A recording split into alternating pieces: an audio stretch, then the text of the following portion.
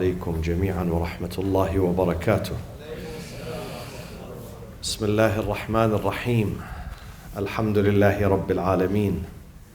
الحمد لله الذي يجيبني حين أناديه ويستر علي كل عورة وأنا أعصيه ويعظم النعمة علي فلا أجازيه. نحمده ونسبحه ونقدسه على آلائه ونعمائه، ونشهد أن لا إله إلا الله وحده لا شريك له،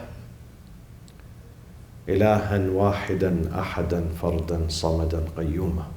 ونشهد أن سيدنا محمدا عبده ورسوله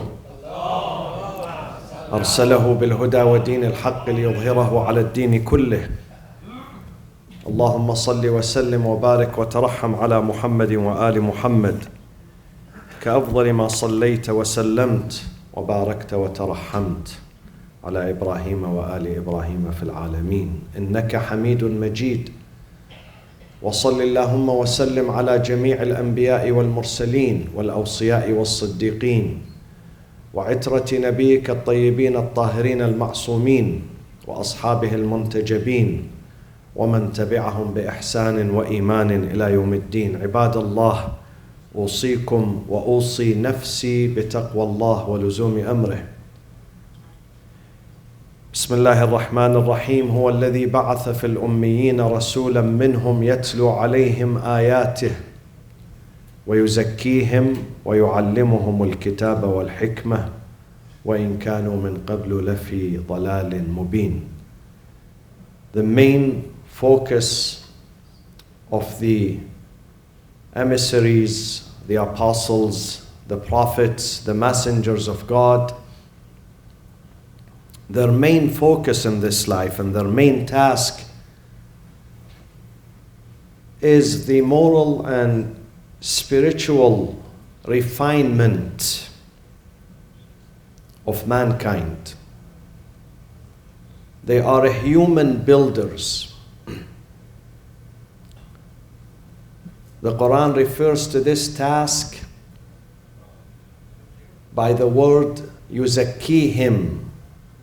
هو الذي بعث في الأميين رسولا منهم يتلو عليهم آياته ويزكيهم. تزكية, purification, refinement, nurturance. This is their main task.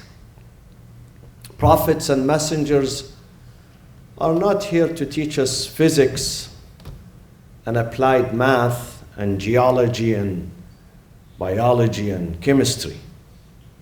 We learn these things at the school. They are here for something different, something that we don't find it at the university. Even at the Ivy League universities, we don't find it. We don't find it at colleges, schools, clubs, hospitals, factories. We only find it in the realm of the prophets. We find it in the revelation of God, the wahi. We find it within the boundaries of religion, the teachings of the prophets, and that is tazkiyah, human building, soul building, character building. This is what we find with only prophets. This task is found only with the messengers of God, and it is very important for our development. We are humans. Man is called man, insan, because of his heart, because of his brain, because of his potentials, because of his or her capabilities, becomes insan, becomes a human. We are different from others. Anbiya, prophets, they teach us something unique where we don't find it elsewhere. They connect us to God, connectors to Allah subhanahu wa ta'ala. They teach us how to trust God, how to depend on God, how to resist laziness, idleness, how to resist failure, how not to surrender to weakness, to be always strong. how to be hopeful. Every day is a new day for us. If we don't have hope, we cannot function. We cannot move around. We cannot even leave our homes. The prophets teach us these values. To be hopeful in God's blessing, in God's change. Because wherever you turn your face, there are challenges. There are problems. There are tragedies. There is so much fear, so much suspicion, so much disstability.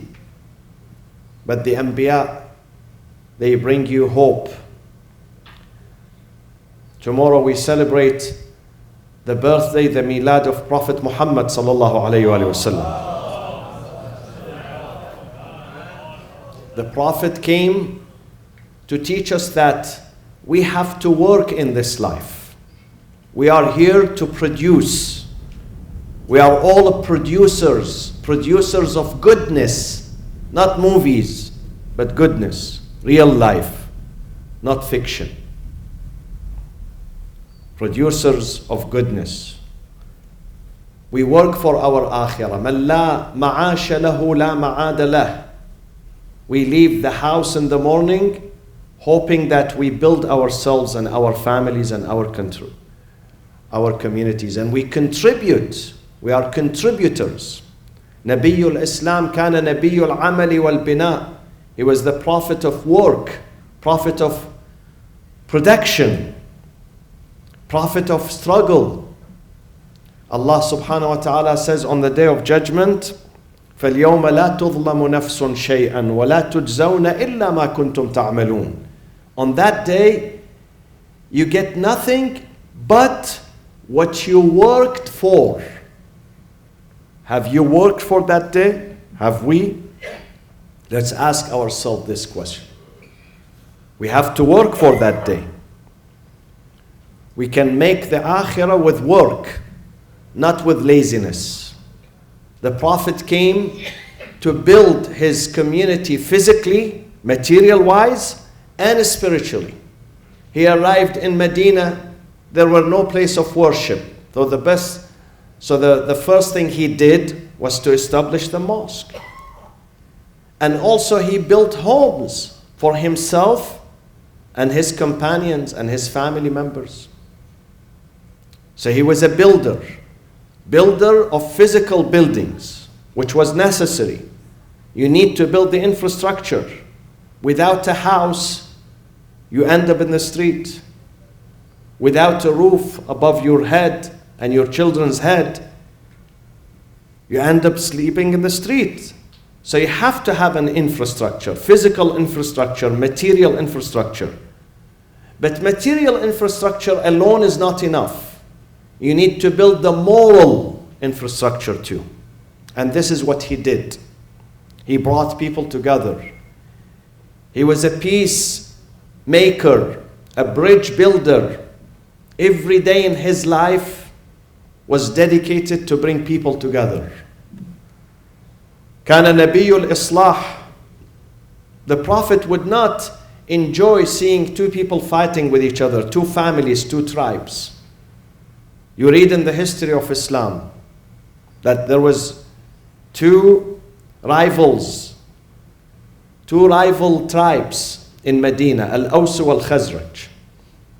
And there was so much hatred and rivalry between them. Over nothing. Over very trivial things. But they were killing each other. They were suspicious of each other. They did not trust each other. They were threatening each other. So they didn't have a peaceful life. If you don't have security and peace, you don't enjoy this life. You can't do anything.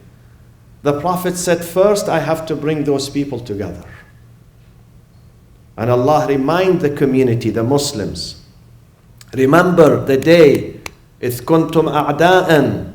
You are enemies. You did not respect each other. You are fighting among yourselves like animals, fighting. إِذْ كُنْتُمْ أَعْدَاءً فَأَلَّفَ بَيْنَ قُلُوبِكُمْ. The job of the Prophet, ta'leef. He brought you together. He made you friends. فألف بين قلوبكم فأصبحتم بنعمته, by the grace, by the blessing of God, أصبحتم بنعمته إخوانا, siblings. You became siblings. This is his work. The Prophet teaches us that قيمة كل امرئ ما يحسنه. What is your worth today in the market? Every human being, every individual has a value in the market. So what is my value in the market? What is your value in the market? Ask yourself. Every day ask yourself, what is your worth? This life like a stock market. The same thing when you sell and buy oil, copper, other things. There is a value also for humans. So what is our value in the stock market? What is the value of the humans? In short, our value قيمة كل امرئ ما يحسنه. Whatever you produce, whatever you do, your production, your work, your value is measured by your work. Do you work or you don't? Do you produce something or you don't? And when I say work, it doesn't mean paying work, that you go to a corporation, to a company, to a shop, and then you make some dollars. Sometimes you don't make dollars, but you make relationships. You make peace, which is more worthy than dollars. Sometimes you bring people together. Sometimes you make islah, reforms. Sometimes you guide. Sometimes you save. Sometimes you help. This is work. This is work. So the Prophet says your worth in the eyes of God depends on what you do in the community, on your service to your community, to your family, to your country. If you are a person of work, production, and help, you make a difference, then your value is up. But if the person is idle, he does nothing, there is no benefit out of him. Him and the wall are the same. See? كالبهيمة المربوطة. Imam Ali alayhi salam says some people are like cattle. كالبهيمة المربوطة همها علفها. The only concern this cattle has is the food. That's it. That's their ultimate pleasure, ultimate goal, ultimate hope for animals is the food. Nothing beyond food. But we are different. Our ultimate goal is not food, is not bed, is not car, is not a house, is not a bank account. Our ultimate goal is to please God, is to serve God and serve the humanity, is to make a change in our societies, is not to be a burden on your family. Try not to be a burden on your community. Try not to be a burden on your society. Try not to be part of the problem, be part of the solution in your community. Don't be a burden. The Prophet always trained his family not to be burden on others, to work, to give, to solve problems.